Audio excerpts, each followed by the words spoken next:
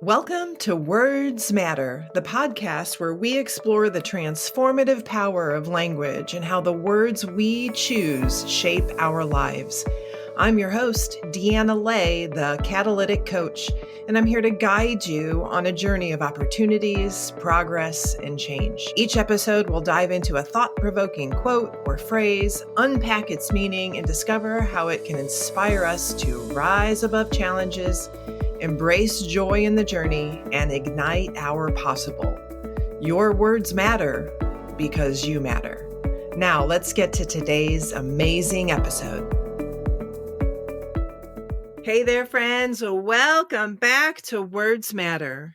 Today's quote is one that came straight out of my own mouth in a moment when I needed to hear it most last week.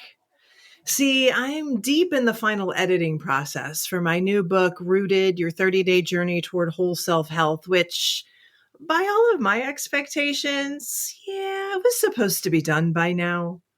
It's been a long process, way more arduous than I thought it would be. It's November.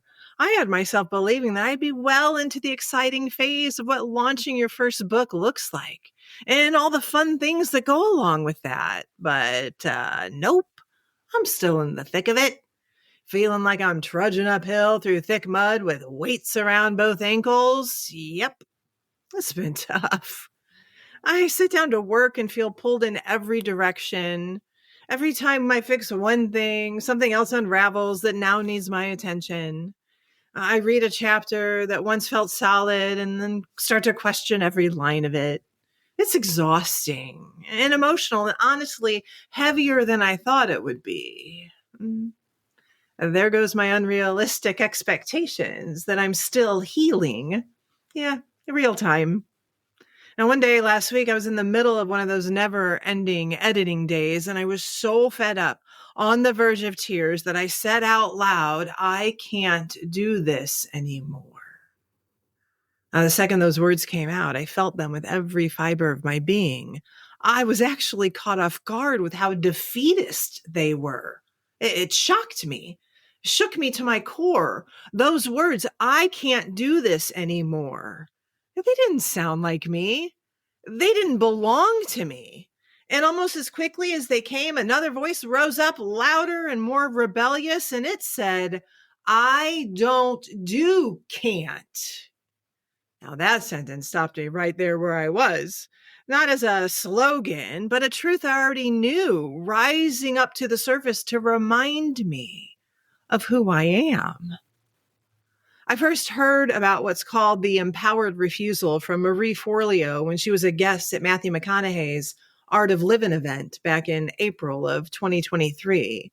It struck a chord with me the moment I heard about it, and it's been part of my coaching ever since. Marie explained how a study by Dr. Vanessa Patrick, a professor at the University of Houston, explored the difference between saying, I can't, and saying, I don't. The research published in the Journal of Consumer Research found that when people say, I don't, they were far more successful at sticking with their commitments. When participants say, I don't eat sugar or I don't skip workouts, they followed through almost 3 times more often than those who said no, and nearly 8 times more often than people who said, I can't. Now, Marie described I don't as a phrase of power, a statement of identity and choice. Think about it. I can't sounds like restriction, like something imposed by someone else, but I don't. It says, this is who I am and this is what I choose. Now, that difference matters because our words tell our brains what's possible. They define whether we see ourselves as victims of circumstance or as the ones actually steering the ship. And that's exactly what happened to me. I can't made me feel powerless. I don't do can't pulled me right back into ownership. It's not denial. It's not pretending the hard parts aren't hard, but it is reclaiming your ability to choose how you respond when life gets lifey. Because the truth of it is, I wanted to quit. I was tired. I was questioning everything. The purpose of the book, the point of the work, the value of my own words. And that old voice showed up again whispering, "You're done. You can't do this." But that's not who I am. I don't quit, and I don't do I can't. See, that phrase pulled me back to myself. It reminded me of what I know deep in my bones that I share with you all the time. Words matter. I know that the words we use feed our whole self, mind, body, and soul. They shape how we think, how we move, how we live. Where we get ourselves into trouble is when we sit audience to the thoughts that don't serve us. We let them take center stage and run the show. That's what I used to do. I would let fear and doubt deliver their speeches until I believed them. But not this time. The moment I said, "I can't do this anymore," I kicked that thought off the stage of my mind and took my power back by saying, "I don't do can't." And that single choice changed the entire energy of that moment. I closed my laptop. I walked around my house. I cried. I breathed. And when I came back, I sat down and opened my computer and said out loud, "I can, I will, I must, I am." And something shifted. My focus returned. The words came easier. I wasn't fighting anymore. Dr. Patrick's research confirmed what I've always felt. Language rewires the brain. Empowered refusals build conviction, confidence, and follow through. They strengthen the part of us that keeps going when willpower fades. That's why "I don't do can't" hold so much strength. It doesn't erase difficulty. It gives you the authority within it. When someone says, I can't eat that," it sounds like punishment, doesn't it? "I don't eat that" sounds like intention. It's saying, I choose what fuels me. When someone says, "I can't rest yet, there's too much to do," that's guilt. But "I don't trade my health for busyness," that's alignment. When someone says, "I can't say no," they're usually afraid of disappointing someone. But "I don't say yes when it costs my peace" is strength. When someone says, "I can't start over," that's fear. "I don't give up on myself," now that's faith. Maybe you've thought, "I can't take another step."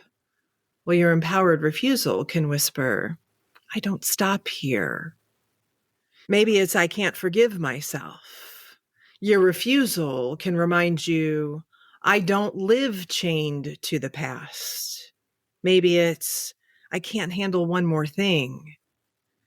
Allow your refusal to declare, "I don't collapse when life gets heavy." Each time you shift from "I can't" to "I don't," you're changing your relationship with yourself. You're reminding your brain of who's in charge. Oh, when I look at what I'm walking through right now, this editing process, this in the mess of it work, I see it differently. It's not trying to break me down. It's working hard to build something stronger in me. We know that every growth season has a point where you want to walk away. But that point isn't failure, friends. It's your threshold of change. And when you reach it, let these words rise up in you. "I don't do can't." Say it until you feel it. Let it anchor you. Let it remind you that you always have another choice inside of you. You always have the ability to take one more step. I don't do can't. I do courage. I do persistence. I do returning to myself, even when it's hard. Because each time I do, I come back to my truth. I remember who I am, what I'm capable of, and what matters to me, why it matters, and why I even started in the first place. And I hope you'll start speaking your truths out through empowered refusals too. When doubt creeps in or when the road feels long, say, "I don't do can't" out loud, and let it remind you that you are able, that what you want is possible, and that you're stronger than the story that's trying to stop you. Friends, the words we see and read, the words we hear, and the words we say to ourselves about what we're doing and how we're doing it, they all matter. Your words matter because you matter. Have a great day.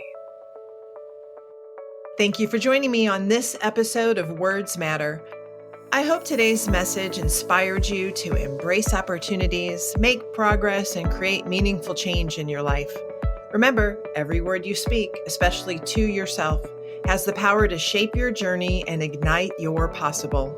If you enjoyed this episode, don't forget to subscribe, leave a review, and please share it with someone who needs to hear this message today. Let's keep the conversation going, friends. Connect with me on social media or visit my website at deannaley.com for more inspiration and tools to help you rise and ignite your possible. Until next time, remember, your words matter because you matter.